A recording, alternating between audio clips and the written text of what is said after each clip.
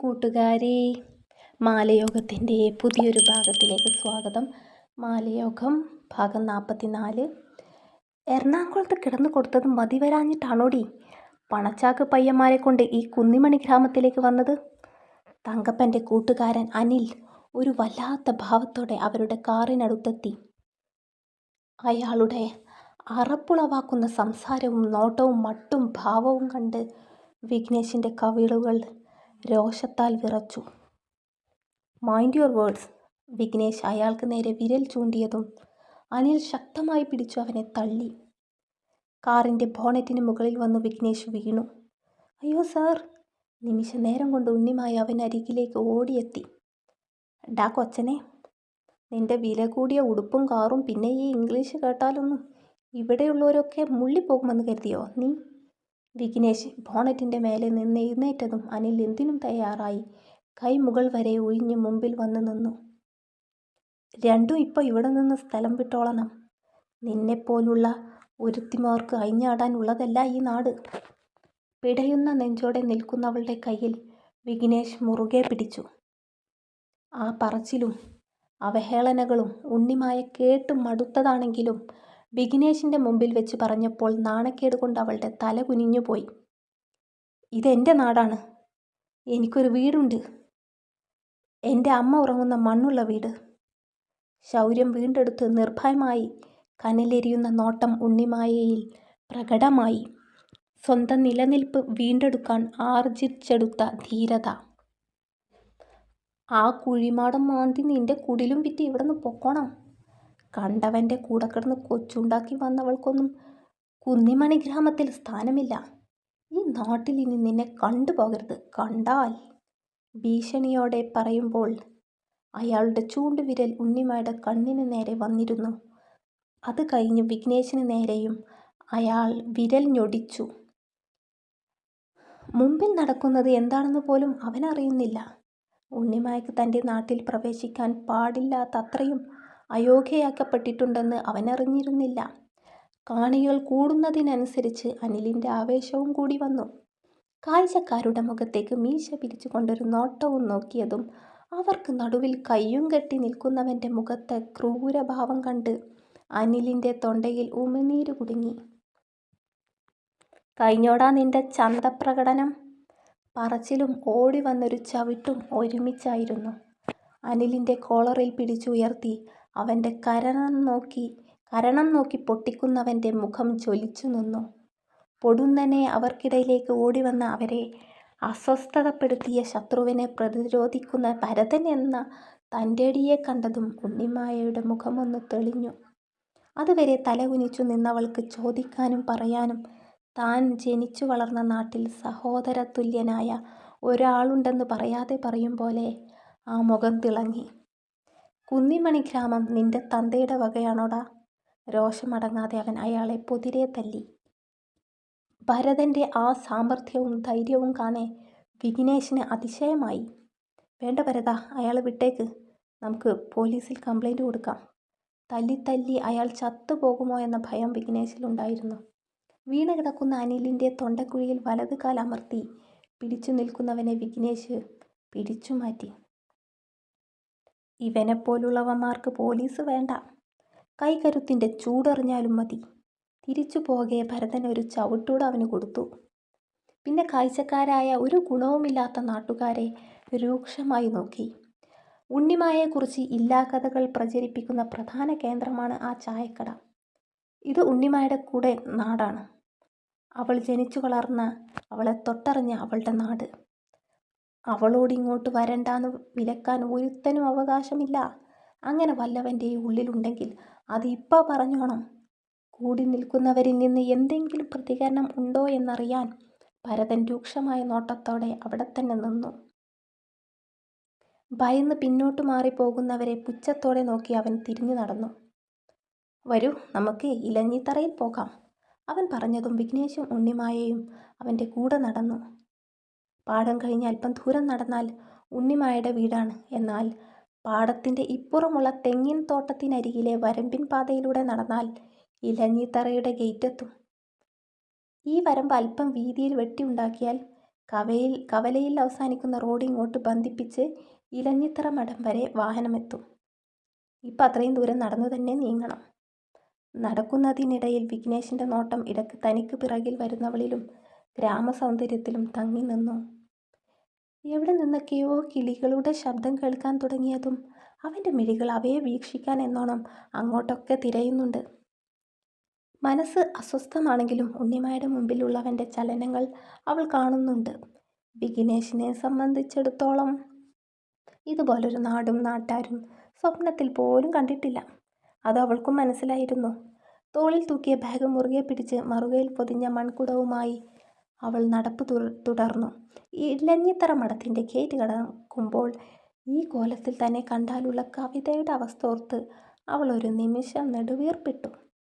രാവിലെ വിഘ്നേഷ് നൽകിയതുപോലൊരു വിശദീകരണ ഉപദേശം അവളിൽ നിന്നും ഉണ്ടാകും. മുറ്റത്തെ മുല്ലവള്ളികൾക്ക് വെള്ളം ഒഴിച്ചു നൽകുന്നതിനിടെ കവിത കണ്ടു ഭരതൻ്റെ കൂടെ 2 പേര് വരുന്നത്. വിഘ്നേഷിൻ്റെ മുഖം കണ്ടതും അവൾ ചെടി നനയ്ക്കാനെടുത്ത ബക്കറ്റും കപ്പും അവിടെ തന്നെ വെച്ചവൾ നിവർന്നു നിന്ന് സാരിത്തുമ്പിൽ കൈ തുടച്ചു. അവൻ്റെയും പിറകിൽ അവളുടെ പ്രിയ കൂട്ടുകാരിയെ കണ്ടതും കവിതയുടെ മിഴികൾ തിളങ്ങി. തൻ്റെ അരികിലേക്ക് ഓടി വരുന്ന കവിതയെ അവൾ മിഴികളിൽ നിറച്ചു. കടുംപച്ച ബ്ലൗസും അതിന് ചേർന്നുള്ള കടുംപച്ച കരയുള്ള സെറ്റുമുണ്ട് എടുത്ത് നെറുകയിൽ നീളത്തിൽ സിന്ദൂരവും കഴുത്തിൽ വലിയൊരു താലിയും ഇട്ട് വരുന്നവളെ കാണാൻ നല്ല ശേലായിട്ടുണ്ടായിരുന്നു. ആ വേഷത്തിൽ അടിമുടി അവൾ ശരിക്കും ഇലഞ്ഞിത്തറയിലെ കുഞ്ഞാത്തോലായിട്ടുണ്ട്. ഉണ്ണിമായേ, നീ വന്നല്ലോ. നിന്നെ കാണാൻ എനിക്ക് കൊതിയായി. ഓടി വന്ന കിതപ്പിൽ അവൾ ഉണ്ണിമായയെ കെട്ടിപ്പുണർന്നു. അവരെ ആ വെയിൽ കൊള്ളിക്കേണ്ട, അകത്തേക്ക് കയറി വരൂ. സ്ഥലകാലം മറന്നുള്ള അവരുടെ സ്നേഹം പങ്കുവെക്കലിനിടയിൽ ഭരതൻ്റെ ശബ്ദം കേട്ട് ഇരുവരും ഒരുപോലെ തിരിഞ്ഞു നോക്കി. ഇലഞ്ഞിത്തറയിൽ ഭരതനും കവിതയ്ക്കുമൊപ്പം ഇപ്പോൾ കൃഷ്ണനുണ്ണിയും മേഘനയും മാത്രമേ ഉള്ളൂ.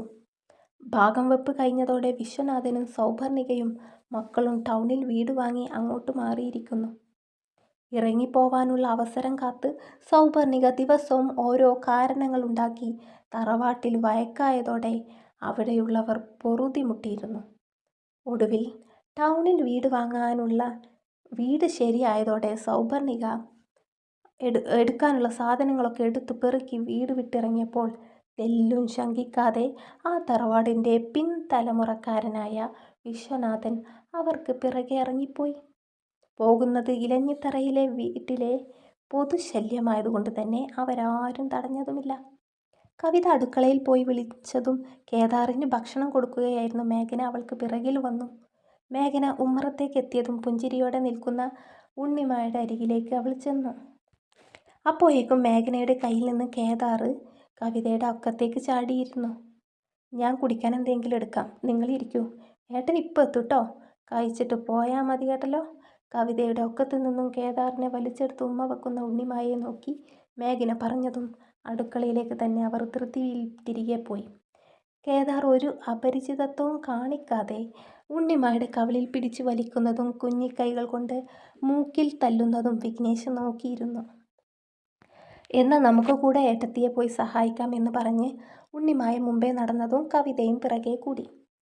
ഉമ്മറത്തിരിക്കുന്ന ഭരതൻ്റെയും വിഘ്നേഷിൻ്റെയും അരികിലേക്ക് കൃഷ്ണനുണ്ണിയും കൂടെ വന്നതോടെ മൂവരും സംസാരത്തിൻ്റെ ആവേശം കൂടി. വിഘ്നേഷിന് ആ നാടും വീടും പരിസരവും ഒക്കെ ഒരുപാട് അതിശയമായിരുന്നു. എന്തായാലും നിങ്ങളെ ഒന്ന് വിരുന്നു കൂട്ടാൻ സാധിക്കുമെന്ന് ഞാൻ സ്വപ്നത്തിൽ പോലും വിചാരിച്ചതല്ല. അവർ വന്നതിൻ്റെ സർവ്വ സന്തോഷവും കവിതയുടെ വാക്കുകളിൽ സ്ഫുരിച്ചിരുന്നു. ഈ വരവിനൊരു ഉദ്ദേശമുണ്ട്.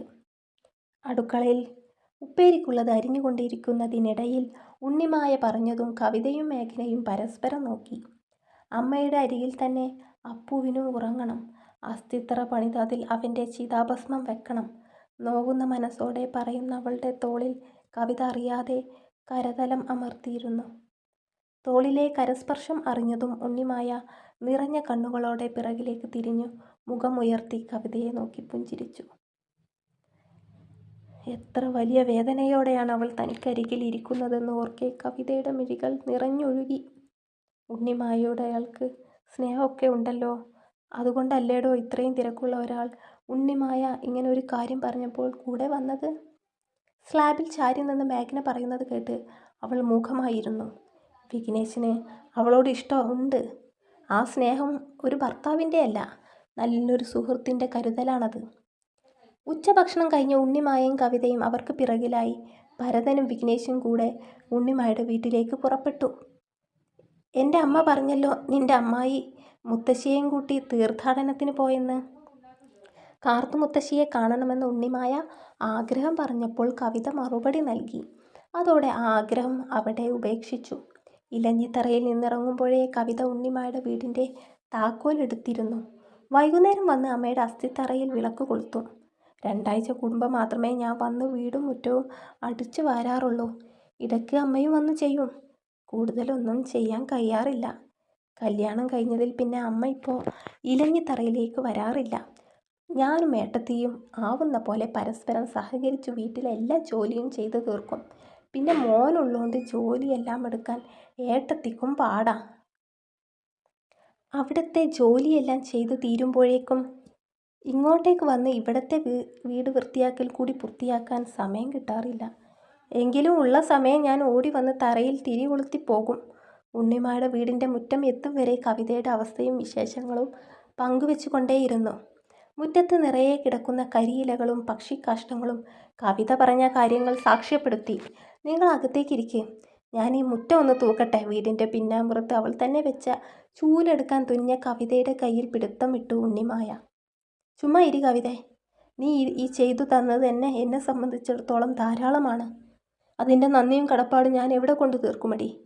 അവളുടെ കവിളോരം തൊട്ട് ഉണ്ണിമായ മുറ്റത്തേക്ക് കയറുമ്പോൾ പിറകിൽ കുറച്ച് അകലെയായി പരസ്പരം കയ്യും പിടിച്ചു വരുന്ന ഭരതനെയും വിഘ്നേശിനെയും കാണാമായിരുന്നു. അറിഞ്ഞുകൊണ്ടല്ലെങ്കിലും നിന്റെ അച്ഛൻ മരിക്കാൻ കാരണക്കാരൻ എൻ്റെ അച്ഛനല്ലേ? ആ ഒരു കുറ്റബോധവും ഇന്നും ഈ മനസ്സിലുണ്ട്. അതിന് എന്ത് പ്രായശ്ചിത്തം ചെയ്യുമെന്നോർത്ത് എൻ്റെ മനസ്സിലൊരു വിങ്ങലായിരുന്നു. എന്നാൽ ഇപ്പം ഞാൻ സന്തോഷവതിയാ. നിന്നെ ഓർത്ത് എനിക്ക് അഭിമാനമുണ്ട് കുഞ്ഞാത്തോലെ. കവിതയുടെ താടി ഉയർത്തി അവളുടെ കണ്ണുകൾ നോക്കി ഉണ്ണിമായ പറഞ്ഞതും കവിത വിതുമ്പിപ്പോയിരുന്നു. ഉണ്ണിമായ അവളുടെ കണ്ണുനീർ തുടച്ചു. കൂട്ടുകാരികളുടെ കളിയും ചിരിയും മാറി ഇപ്പം കരച്ചിലും പേച്ചിലുമായോ? അവർക്കരികിൽ എത്തിയതും ഭരതൻ തിരക്കി. കേട്ടോ വിഘ്നേഷ്, ഈ ഗ്രാമത്തിൽ ഇവർ 2 പേരും കൊച്ചു പിള്ളേരെ പോലെ മുങ്ങാങ്കുഴിയൊക്കെ ഇട്ട് കളിക്കുന്നൊരു കുളമുണ്ട്. മഞ്ഞു പെയ്യണം മരം കുളിരണം മകരമാസ പെണ്ണെ, പോകുന്നതിന് മുമ്പ് അവിടെ ഒന്ന് കാണാം. ഭരതൻ ചിരിയോടെ താടി തടവി പറഞ്ഞതും വിഘ്നേഷ് ചിരിച്ചുകൊണ്ട് തലയാട്ടി. ഈ ഭരതേട്ടന് ഈരായിട്ട് ഇത്തിരി കൂടുന്നുണ്ട്. കവിത കണ്ണു കുറിപ്പിച്ച് നോക്കുന്നതിനിടയിൽ ഭരതൻ്റെ കയ്യിൽ നുള്ളുകയും ചെയ്തു. വേദന കൊണ്ട് ഭരതൻ എരി വലിച്ചതും വിഘ്നേഷ് അവരെ നോക്കി ഉറക്കെ ചിരിച്ചു. വള്ളിയും പുള്ളിയും വിടാതെ പറഞ്ഞു കൊടുത്തിട്ടുണ്ടല്ലേ? ആരും കേൾക്കാതെ പതിഞ്ഞ സ്വരത്തിൽ ഉണ്ണിമായ തിരക്കി. മുഖം വീർപ്പിച്ച് മുന്നോട്ട് നടക്കുമ്പോഴും ഉണ്ണിമായുടെ മനസ്സ് സന്തോഷത്തിൽ തിമിർത്തത് കവിതയും ഭരതനും തമ്മിലുള്ള ആ സ്നേഹം കണ്ടായിരുന്നു. എടി, ഒരു കുഞ്ഞു അബദ്ധം പറ്റിപ്പോയി. ഇങ്ങനൊരവസരത്തിനൊത്ത് സംഭവം എറിയുമെന്ന് ഞാനും നിരീക്ഷിച്ചില്ല. ക്ഷമാപണം പറഞ്ഞു തീരുമ്പോഴേക്കും ഉണ്ണിമായ അവളുടെ വീട്ടിലേക്ക് കയറിയിരുന്നു. കയറിക്കോളൂ സാറേ, ഇതാണ് എൻ്റെ കൊട്ടാരം. ആ വീടും അതിൻ്റെ ചുറ്റുഭാഗവും വീക്ഷിക്കുന്നവനോടായി നിറഞ്ഞ പുഞ്ചിരിയോടെ ഉണ്ണിമായ പറഞ്ഞു. തുടരും. അപ്പോൾ വിഘ്നേഷും ഉണ്ണിമായും ഇപ്പോൾ ഉണ്ണിമായുടെ കുന്നിമണി ഗ്രാമത്തിലുണ്ട്. ആ നാടും ആ ഭംഗിയൊക്കെ അവരെ ആസ്വദിക്കട്ടെ. ഈ ഒരു വരവ് അവരെ ഒന്നിപ്പിക്കട്ടെ, അവരുടെ മനസ്സിലേക്ക് നന്മയുണ്ടാവട്ടെ എന്ന് നമുക്ക് പ്രതീക്ഷിക്കാം. അങ്ങനെ സംഭവിച്ചോളണമെന്നില്ല. അപ്പോൾ കാത്തിരിക്കണം കേട്ടോ കൂട്ടുകാരെ. അടുത്ത പാർട്ടുമായിട്ട് ഞാൻ വേഗം വരാം. Thank you.